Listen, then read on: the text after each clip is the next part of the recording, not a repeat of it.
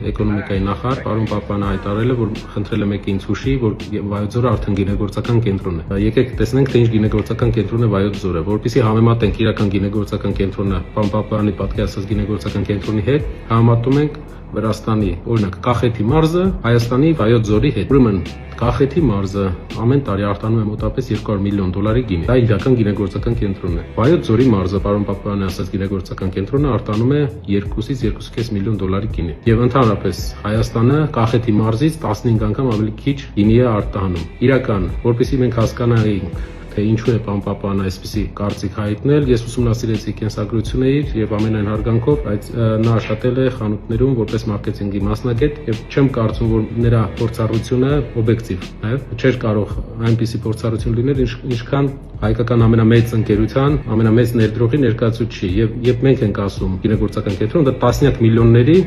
արտահանում է, տասնյակ միլիոնների արտադրություն է։ Դա օբյեկտիվ է, ես հասկանում եմ, որ մարդը չունենալով այդ փորձը չէր կարող ունենալ հնարավորություն պատկերացնել մասշտաբները իրական։